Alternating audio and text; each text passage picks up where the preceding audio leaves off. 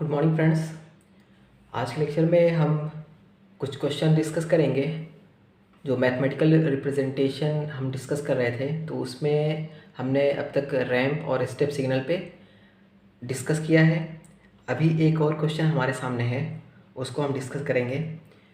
तो यहाँ पे एक सिग्नल है जो कि स्टार्टिंग में ज़ीरो है, उसके बाद कुछ इस तरीके से सिग्नल है, उसके बाद वापस से ये ज़ीरो हुआ है, उसके बाद फिर इस तरीके से ज़ीरो पे इस तरीके से गया है। ये सिग्नल है हमारे पास। तो अब हमें x ऑफ t के लिए लिखना है। ओके, तो अब सबसे पहले देखेंगे स्टार्टिंग कहाँ से हो रही है इसकी। स्टार्टिंग देखेंगे तो ये देखिए इस तरफ से आ रहा है और यहाँ पे भी सिग्नल ज़ीरो है, तो स्टार्टिंग क्या है, ज़ीरो है। उसके बाद देखिए यहाँ पे इस तरीके से आ रहा है, इस तरीके से एक्चुअल में जब आ रहा है इस तरीके से जाना चाहिए था, इस तरीके से।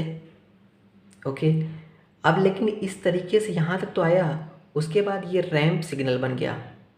ओके, यहाँ ज़ीरो आया, उसके बाद ये डायरेक्ट रैंप सिग्नल बन गया है।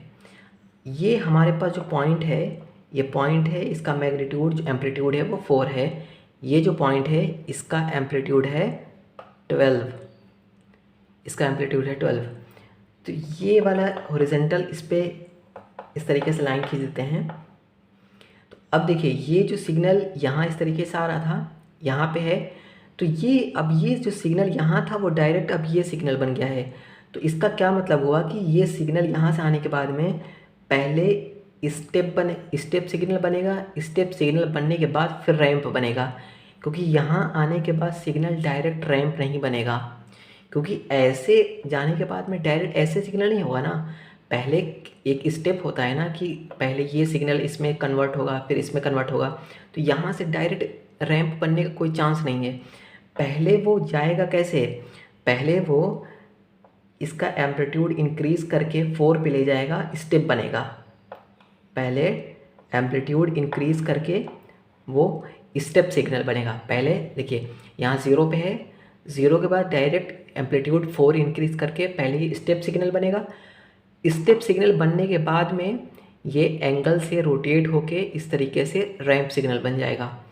फिर यहाँ से ये एंगल, इतना एंगल रोटेट होगा, उसके बाद फिर ये रैंप सिग्नल बन जाएगा। ओके, तो यहाँ पे देखिए यहाँ पे स्टेप सिग्नल हो रहा है और स्टेप सिग्नल आपकी तरफ जा रहा है, तो इसलिए पॉजिटिव लिखेंगे। उसके बाद स्टेप सिग्नल का एम्पलीट्यूड कितना है, स्टेप सिग्नल का एम्पलीट्यूड है 4। u ऑफ t किस पॉइंट पे स्टेप सिग्नल बना है, ज़ीरो पे बना है, -0। ओके, उसके बाद फिर ये स्टेप सिग्नल बनने के बाद में फिर इस तरीके से रैंप सिग्नल बनेगा। स्टेप है, स्टेप के बाद में इस तरीके से उसे वो रैंप सिग्नल बना। तो एंगल क्या हो रहा है, इस तरीके से अप में जा रहा है। ओके, एंगल अप में जा रहा है, तो यहाँ पे साइन क्या लिखेंगे, पॉजिटिव लिखेंगे। उसके बाद आपके बाद ये क्या बन रहा है, रैंप सिग्नल बन रहा है। रैंप सिग्नल कहाँ पे बन रहा है, पॉइंट ज़ीरो पे ही रैंप सिग्नल बन रहा है, क्योंकि यहीं से रैंप स्टार्ट हुआ है। तो पॉइंट ज़ीरो पे रैंप बन रहा है और उसका एम्पलीट्यूड कितना है, 4 है। 4 r ऑफ t -0। ओके, पहले इनिशियल ज़ीरो था, उसके बाद अब सिग्नल ये बनना था। ये सिग्नल हमें बनाने के लिए क्या करना पड़ा, पहले हमें इसको ज़ीरो से स्टेप सिग्नल ले गए हम। स्टेप सिग्नल ले जाने के बाद में एंगल से रोटेट कराए, ये अब बन गया है रैंप सिग्नल। अब रैंप सिग्नल इस तरीके से जाएगा। ओके, तो यहीं पे t=0 पे स्टेप भी बना है, t=0 पे ही स्टेप बना है और t=0 पे ही रैंप भी बना है। एम्पलीट्यूड दोनों का 4 है। ओके, अब ये सिग्नल इस तरीके से जा रहा है, अब इस तरीके से जा रहा है, बट जाना चाहिए था इसको कुछ इस तरीके से, ऐसे अप में इस तरीके से इस सिग्नल को ऐसे जाना चाहिए था। लेकिन ये सिग्नल कैसे गया है, डाउन गया है। ये सिग्नल इस तरीके से डाउन गया है। ओके, ये वाला सिग्नल इस तरीके से पहले ऐसे आया, फिर उसके बाद डाउन चला गया।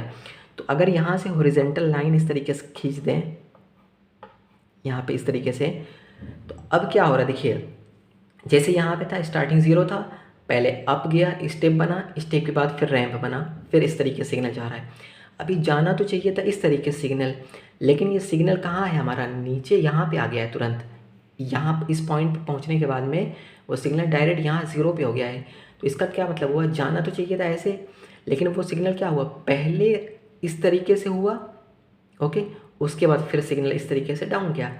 पहले जाना चाहिए था ऐसे, लेकिन वो अभी पहले ऐसे हुआ है, उसके बाद सिग्नल इस तरीके से आए, क्योंकि डायरेक्ट ऐसे इस पोजीशन से डायरेक्ट इस पोजीशन पे नहीं आ पाएगा, पहले उसको इस पोजीशन पे आना पड़ेगा, उसके बाद इस पोजीशन पे वो आएगा। इसका क्या मतलब हुआ कि ये रैंप से पहले स्टेप सिग्नल बनेगा, तब ये स्टेप सिग्नल डिक्रीज करके 0 पे जाएगा, ओके।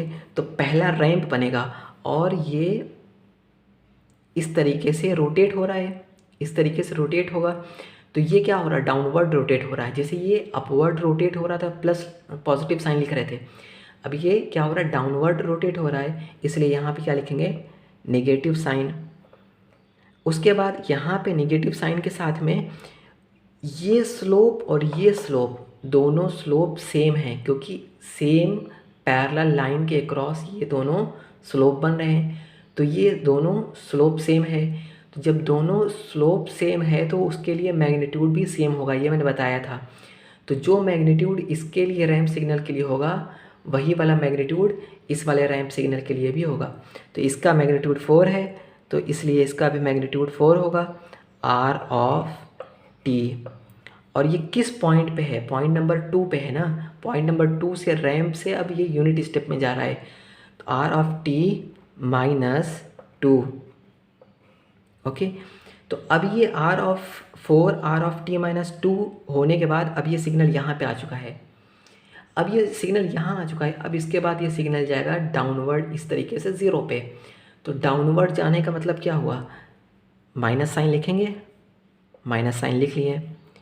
उसके बाद ये यहाँ से डाउनवर्ड जा रहा है, तो यहाँ 12 था, 12 से अब ये डायरेक्ट 0 पे जा रहा है, तो कितना मैग्नीट्यूड नीचे जा रहा है ये, तो 12 से 0 जा रहा है, तो 12 मैग्नीट्यूड नीचे जा रहा है, 12 लिखेंगे, ओके। यू ऑफ क्यों लिखेंगे, क्योंकि ये अभी रैंप के बाद अब यहाँ आके यूनिट स्टेप सिग्नल बन गया है, अब ये यूनिट स्टेप सिग्नल डाउनवर्ड जा रहा है, इसलिए यू ऑफ लिखेंगे, यू ऑफ टी माइनस 2। क्यों लिखा, क्योंकि इसी पॉइंट पे रैंप भी था और इसी पॉइंट पे यूनिट स्टेप सिग्नल भी है। रैंप भी इसी पॉइंट पे आया था t-2, उसी पे क्या हुआ, हमारा यूनिट स्टेप सिग्नल भी डाउनवर्ड इस तरीके से 0 पे आया, ओके। तो इस तरीके से हमने फाइनली इसको x ऑफ टी लिख लिया है, जो कि हमारा 4 u of T plus 4 r of T minus 4 r of T minus 2 minus 12 u of T minus 2। इस तरीके से हमने सिग्नल लिख लिया है। स्टार्टिंग हमेशा याद रखेंगे, स्टार्टिंग जो सिग्नल आ रहा है तो इनिशियल 0, उसके बाद कभी भी इस तरीके से डायरेक्ट सिग्नल बन जाए तो कभी भी डायरेक्ट यहाँ से इस पोजीशन पर नहीं ले जाएंगे, पहले उसको देखेंगे कि यहाँ से स्टेप बनेगा, स्टेप के बाद रैंप बनेगा, क्योंकि कोई डायरेक्ट ऐसा तरीका नहीं है कि डायरेक्ट यहाँ से सिग्नल इस तरीके से रोटेट हो जाए, मतलब कि उसका एम्पलीट्यूड भी बढ़ रहा हो और इस तरीके से रोटेट भी हो रहा हो, ऐसा कुछ कोई मेथड नहीं है। तो पहले वो स्टेप बनेगा, स्टेप के बाद फिर रैंप बनेगा, फिर यहाँ जाने के बाद एक्चुअल में जा रहा था इस तरीके से, बट क्या हुआ, जाना चाहिए था इस तरीके से, बट वो पहुँचा कहाँ, 0 पे। तो इसलिए क्या हुआ कि पहले वो इस तरीके से रोटेट होकर यूनिट स्टेप पे आया होगा, यूनिट स्टेप से फिर 0 आया होगा। ये चीज़ याद रखनी है कि पहले ये देखना है कि वो एक्चुअल में अगर ऐसे जा रहा तो जा तो रहा होता इस तरीके से, बट पहुंच गया यहाँ पे, इसका मतलब क्या हुआ, पहले यहाँ गया फिर उसके बाद यहाँ गया। जाना तो चाहिए था इस तरीके से, बट वो 0 पे पहुंच चुका है। इसका क्या मतलब हुआ कि वो पहले यूनिट स्टेप हुआ होगा, उसके बाद वो 0 पे आया होगा, फिर उसके बाद ये फर्दर इस तरीके से आगे चला जाएगा। तो इस तरीके से इक्वेशन हमने इसकी लिख दी है, ओके। तो आज के लेक्चर के लिए इतना ही है। नेक्स्ट लेक्चर में हम अब इसके शॉर्टकट देखेंगे।